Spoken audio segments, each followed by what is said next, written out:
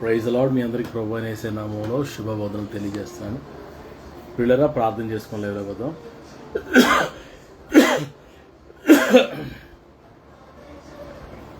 మహాపరిశుద్ధుడైన తండ్రి, ఘనమైన నాయన, మీ దైకే వందనాలు చెల్లిస్తున్నాను. ఈ రాత్రికాల సమయంలో ప్రభు మిమ్మల్ని స్తుతించి గణపరిచే ధన్యత మాకు ఇచ్చో ప్రభు. పాడుతున్న పాటలు ఉండండి, ఆరాధనలో వాక్యపరిచయం ఉండి మీ నామని కనపరచుకోండి. ఆటకాలు తొలగించి మన యేసు నామమున నడుచున్నాం కంటే ఆమేన్. బహోన్నతుడా నీ కృపలో నేను నివసించుట నా జీవిత ధన్యతయున్నది.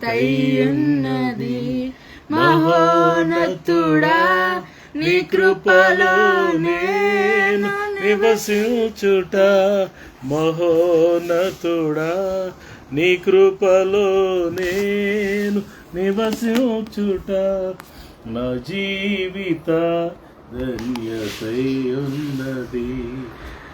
మూడు బారిన జీవితాలను చిగురింపచేయగలవు నీవు.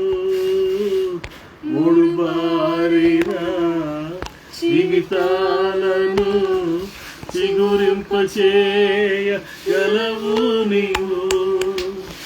మారానుభవం మధురముగా మార్చగలవు నీవు. మారానుభవం మధురముగా మార్చగలవు నీవు.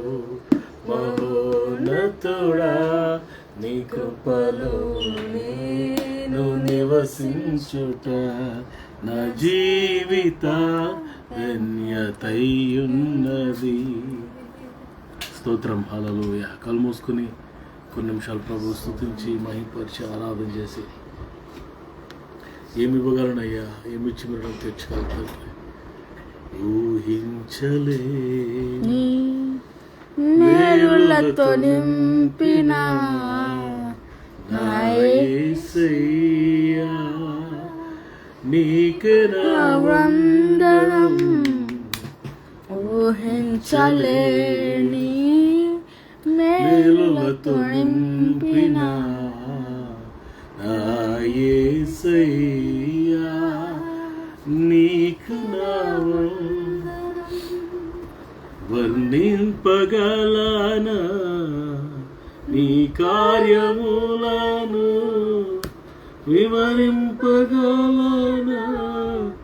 నీ మేలులను, ఊహించగలనా నీ మేలులను, వర్ణింపగలనా నీ కార్యములను, ఊహించలేని. మహాపరిశుద్ధుడు తండ్రి, దయగల దేవ, శ్రేష్టమైన ఘనమైన వినామానికి వందనాలు. ఈ రాత్రికాల సమయంలో ప్రభు ఈ లైవ్ని ఆశీర్వదించి దీవించి అనేకులకు ఆశీర్వాదంగా మార్చుకొని ప్రతి ఆటంకాన్ని తొలగించి మీ నామాన్ని హెచ్చించుకోవాలి. యేసే శ్రేష్టమైన నామాలు ప్రార్థనకి స్తుతించబడుకుంటున్నాం తండ్రి. దేవుని వాక్యాన్ని జ్ఞాపకం చేసుకుందాం.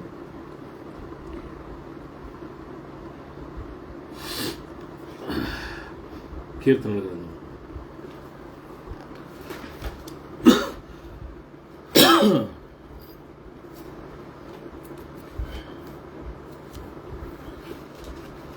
21వ అధ్యాయం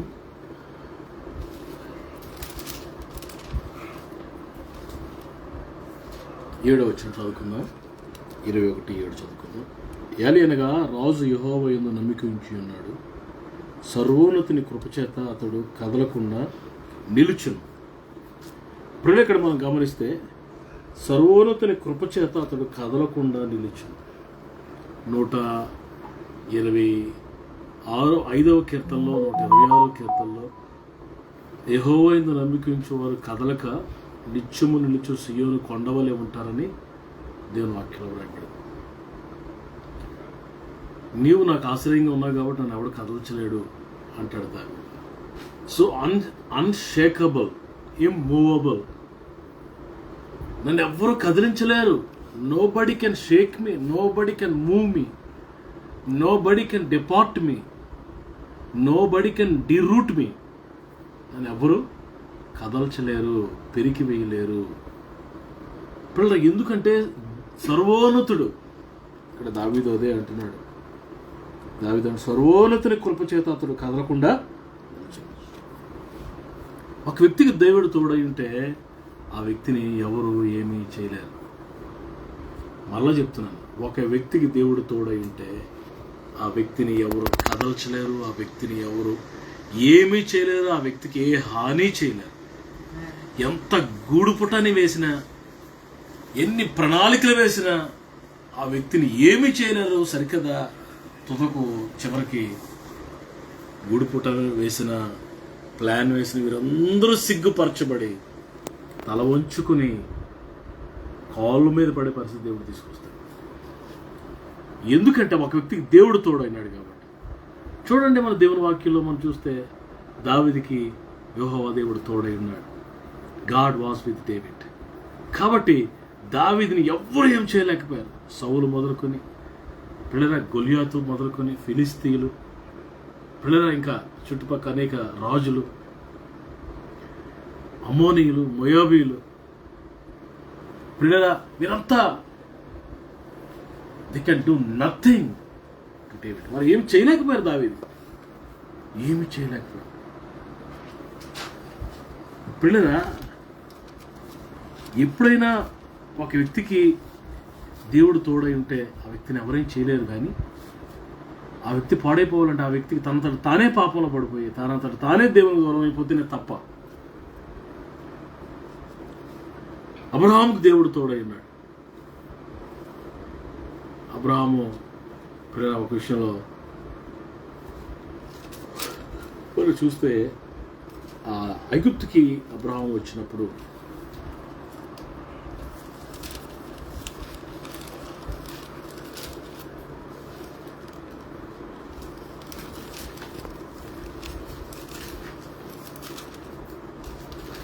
ఐగుప్తుకి వచ్చినప్పుడు ఆ రాజు 12వ అధ్యాయంలో మనం చూస్తాం. ఫరో షారా మిక్కిలి సౌందర్యవతి ఉండి చూచి ఆ షారాని రాజ్భవన్లోకి రప్పించుకుంటాడు. అప్పుడు దేవుడట ఫరోను అతనింటి వారిని 17వ వచనం, ఫరోను అతనింటి వారిని అబ్రాం భార్య అయిన షారాయిని బట్టి ఫరోను అతని ఇంటి వారిని మహావేదన చేత బాధించెను. అప్పుడు ఫరో అబ్రామును పిలిపించి, నీవు నాకు చేసినది ఏమిటి? ఈమె నీ భార్య అని నాకెందుకు తెలుపలేదు? ఈమె నా సహోదరి అని ఎలా చెప్పితివి? ప్రేమ మనం గమనిస్తే ఫరో షాక్ అయిపోయాడు. అబ్రహాము ఏంటి అబ్రహాము చూడి ఎంత ఇబ్బంది వచ్చిందో మాకు చెప్పాలి కదా ఒక మాట. దేవుడు అబ్రహాంకి తోడై ఉన్నాడు. ఉండటాన్ని బట్టి అందరూ సాగిలపడ్డారు, అందరూ సిగ్గుపడ్డారు, అందరూ భయపడ్డారు. అబ్రహాంకి భయపడ్డారు. Because God was with Abraham.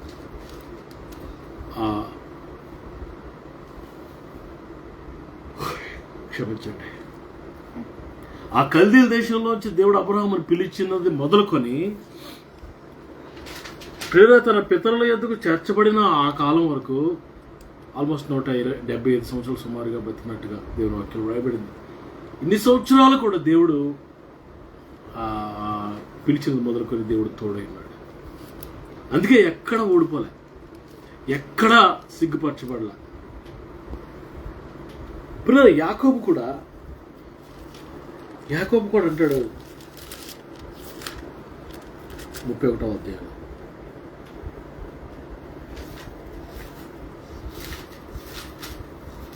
ఐదో వచనంలో మనం చూస్తాం, మీ తండ్రి కటాక్షము నిన్న మొన్న నా మీద ఉన్నట్లు ఇప్పుడు నా మీద ఉండలేదని నాకు కనబడుచున్నది. అయితే నా తండ్రి యొక్క దేవుడు నాకు తోడై ఉన్నాడు. అది నా తండ్రి యొక్క దేవుడు నాకు తోడై ఉన్నాడు కాబట్టి మీ నాన్న నన్ను ఏం చేయలేకపోయాడు.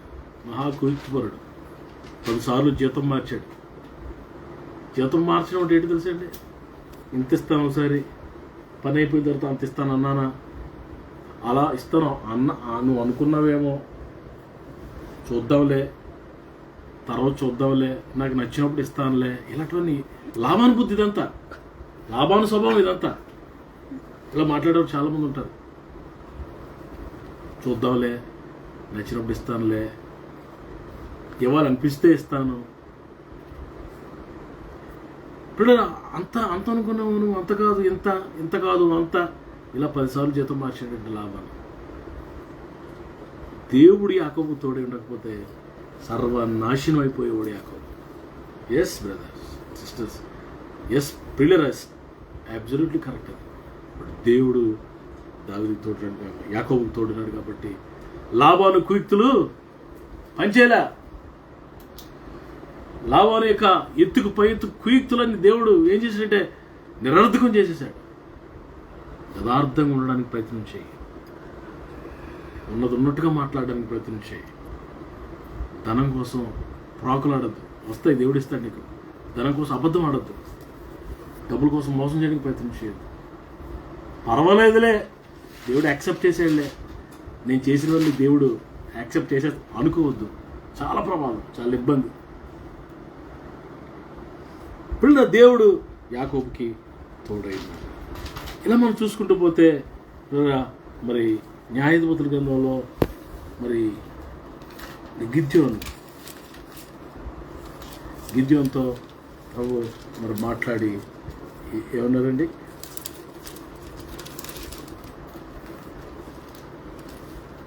6వ అధ్యాయంలో మనం చూస్తాం.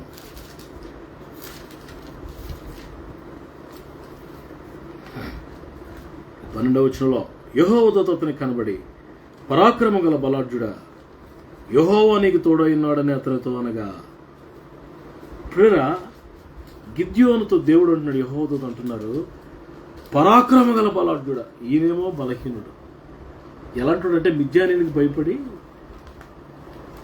ప్రేరా యెహోవా దూత వచ్చినప్పుడు అబీయెజ్రీయేలుడు అనే యోవాషు కలిగిన ఒఫ్రాలోని మస్తకి వృక్షము క్రింద కూర్చుని యోవాషు కుమారుడైన గిద్యోను మిద్యానీయులకు మరుగైనట్లు గానుగ చాటున గోధుమలను దొల్లగొట్టుచున్నాడు. మిద్యానీయులకు మరుగై ఉండినట్లు భయస్తుడు. ఇలాంటి పట్టుకుని యెహోవా దూత అంటున్నాడు, పరాక్రమ గల బలాఢ్యుడా, యెహోవా నీకు తోడైనాడు. ఒక వ్యక్తికి దేవుడు తోడైంటే ఆ వ్యక్తి పరాక్రమం కలిగిన బలాఢ్యుడు. Don't think that you are weak. If God is with you, you will be strong. Don't think that you are a poor. If God is with you, you will be rich. Don't think that you are in shame. If God is with you, that shame turns into honor.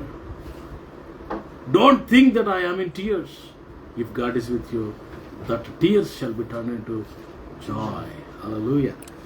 అందుకే సర్వోన్నతుడైన దేవుని కృపచేత అతడు కదలకుండా నిత్యము ఉంటాడని 21వ అధ్యాయంలో కీర్తనలో దావీదు చెప్తున్నాడు. ఈరోజు దేవుడు ఒక వ్యక్తికి తోడంటే ఆ వ్యక్తిని ఎవరు కదల్చలేరు, ఆ వ్యక్తిని ఎవరు డిస్టర్బ్ చేయలేరు.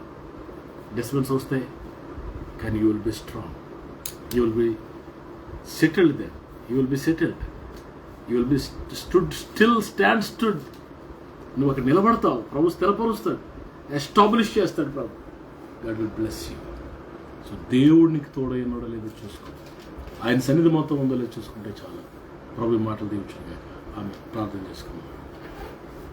మహాగణుడ, ప్రేమల తండ్రి, మహోన్నతుడ, సర్వోన్నతుడ, సర్వసృష్టికర్త నీకు వందనాలు తండ్రి. నీ పాదాలు ముద్దు పెట్టుకుంటున్నాను, యేసయ్యా నీ పాదాలు ముద్దు పెట్టుకుంటున్నాను. స్తుతి ఆరాధన మీరున్నారు, స్తుతి దిగి వచ్చారు ప్రభు. వాక్యంలో మీరున్నారయ్యా, వాక్యం ద్వారా మీరు మాతో మాట్లాడారు తండ్రి. నీ పాదాలు ముద్దు పెట్టుకుంటున్నాను యేసయ్యా, నీ పాదాలు ముద్దు పెట్టుకుంటున్నాను.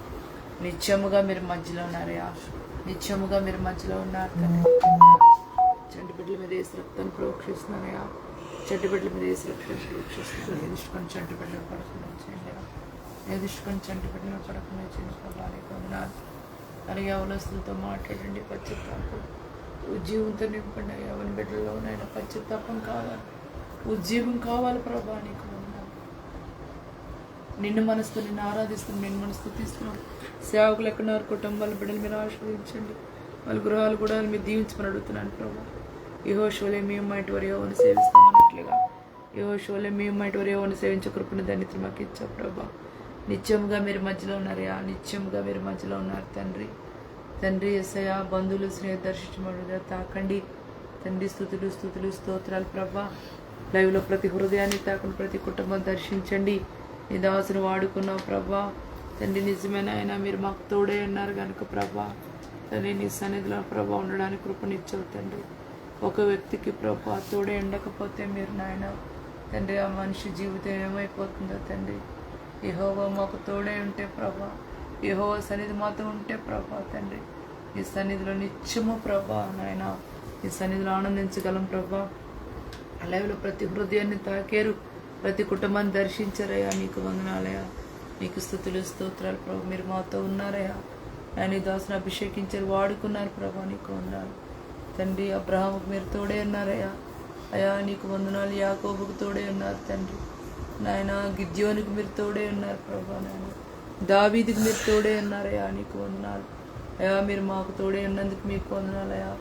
మీరు మాకు తోడుగా నడిపిస్తున్న విధానం బట్టి స్తుతిస్తున్నాం ప్రభా. నిత్యముగా మీరు మధ్యలో ఉన్నారయ్యా. నిత్యముగా మీరు మధ్యలో ఉన్నారు తండ్రి. నీకు వందనాలు. నీ రాకడ చాలా సమీపం ఉందయ్యా. నీ రాకడ కొరకు మమ్మల్ని సిద్ధపరచండి. మేము సిద్ధపడుతూ అనేక మందిని సిద్ధపరిచే కృపా ధన్యత మాకు దయచేయండి ప్రభా. నీ వాక్యం మమ్మల్ని క్షమిస్తుంది, నీ వాక్యం బ్రతికిస్తుందయ్యా. ప్రతిరోజు నీ వాక్యంతో మమ్మల్ని బ్రతికిస్తున్నావు. ఇది కేవలం నీ కృపే తండ్రి. కృపే నీకు వందనాలు. స్తుతులు స్తోత్రాలయ్యా. నాయన ప్రభా నువ్వు గొప్ప దేవుడు, మంచి దేవుడు తండ్రి. ఎవరైనా అనారోగ్యంగా ఉండేవాళ్ళని సంపూర్ణంగా స్వస్థపరచండి. మమ్మల్ని స్వస్థపరచండి. నిరుద్యోగులకు ఉద్యోగాలు ఇవ్వండి అయ్యా. ఆర్థికంగా నలిపోతున్న వారి సకల సమృద్ధి దయచేయండి. నిరాశ నిస్పృహలను లేవనెత్తిన బలహీనల్ని ప్రత్యేకంగా ప్రభా బలహీనమైన వారిని లేవనెత్తండి ప్రభా. నీకు వందనాలు. దీనులు లేవనెత్తండి ప్రభా. స్తోత్రాలు చెల్లిస్తున్నానయ్యా. అలాగే ప్రభా తండ్రి మేము ఉంటున్న ప్రాంతాలు, పట్టణాలు, గ్రామాలు, తెలుగు రాష్ట్రాలని జ్ఞాపకం చేసుకుని శాంతి సమాధానంతో నింపండి. మా గృహాల్లో నీ సన్నిధి ఉంచండి. మాకు వెలుగు ప్రకాశం చేయండి. నీ సన్నిధిని వెలుగుతో నింపమని అడుగుతున్నానయ్యా. స్తుతులు స్తోత్రాలయ్యా. గొప్పవారి ఎదుట దీనులు నిలబెట్టండి అయ్యా. పెంట కుప్పల మీద ఉన్న వారిని ప్రభా నువ్వు లేవనెత్తండి అయ్యా. నీకు స్తుతులు స్తోత్రాలు ప్రభా. అలాగే ఎగ్జామ్స్ రాసిన బిడ్డల్ని నీ కృపలతో నింపావు. మంచి అత్యధికమైన విజయాన్ని, ఆనందాన్ని ఇచ్చావు. మా బిడ్డలకి ఇచ్చిన జ్ఞానాన్ని బట్టి స్తుతిస్తున్నానయ్యా. నిలవబెట్టిన విధానాన్ని బట్టి స్తుతిస్తున్నావు ప్రభా. నీకు వందనాలు. ఈ మే నెలలో మీ నామాన్ని హెచ్చిస్తున్న, మీ నామాన్ని కనపరుస్తు ఈ మే నెలంతా కూడా ప్రభా మీ నామాన్ని హెచ్చించి మీ నామాన్ని కనపరిచే కృపా ధన్యత మాకు దయచేయండి ప్రభా. అయ్యా మేము ఉంటున్న ప్రాంతాల, పట్టణాలు, గ్రామం, తెలుగు రాష్ట్రాలన్నీ జ్ఞాపకం చేసుకొని శాంతి సమాధానంతో నింపినందుకు మీకు వందనాలు. నీ సన్నిధిని వెలుగుతో మా గృహాలు నింపినందుకు మీకు వందనాలు. స్తోత్రాలు. ఈ శ్రమల భేద బిడ్డలు జ్ఞాపకం చేసుకుని చల్లటి వాతావరణం దయచేయండి. ఆ భేద బిడ్డల కొరకు ప్రార్థిస్తున్నానయ్యా తండ్రి. నీవు తప్ప వేరే దిక్కు వారికి లేదని ఆయన మంచి వాతావరణం, చల్లటి వాతావరణం దయచేయండి ప్రభా. నీకు స్తుతులు స్తోత్రాలు తండ్రి. ప్రభా నాయన నువ్వు గొప్ప దేవుడు, మంచి దేవుడు నాయన. స్తుతులు స్తోత్రాలు చెల్లిస్తున్నాం నాయన. కృపగల తండ్రి, ప్రేమగల తండ్రి. ప్రతి చీకటిలో బంధిస్తున్నాను, ప్రతి దురాత్మలు బంధిస్తున్న సాతాన్ని కట్టిన గోడల్ని మీరు కూల్చుండయా. పడిత్ర శక్తులు లయపరచుండయా. ప్రతి చీకటిలో బంధిస్తున్న ప్రతి దురాత్మల్ని బంధిస్తున్నాను, సాతాన్ని కట్టిన గోడల్ని మీరు కూల్చుండయా. పడిత్ర శక్తులు విశ్రమం లయపరచుమని అడుగుతున్నాను తండ్రి. మీ ఆత్మను మా మధ్యన సంచరించండియా తండ్రి. మీ ఆత్మతో మమ్మల్ని నింపండి అయ్యా. మా మధ్యలో మీరున్నారయ్యా. మా మధ్యలో మీరు ఉన్నందుకు వందనాలు చెల్లిస్తూ యేసునామంలో ప్రార్థించి పెట్టుకుంటున్నాము తండ్రి. ఆమేన్. మా తండ్రి దేవుని ప్రేమ, కుమారుడైన రక్షకుడైన యేసు ప్రభువు కృప, పరిశుద్ధాత్మ దేవుని నిత్య సహవాసం కూడిన మా అందరికీ సకల పరిశుద్ధులకు సమృద్ధిగా తోడి నడిపించునుగా. అందరికీ వందనాలు. Praise lord. రేపు రాత్రి కలుసుకుందాం. God bless you.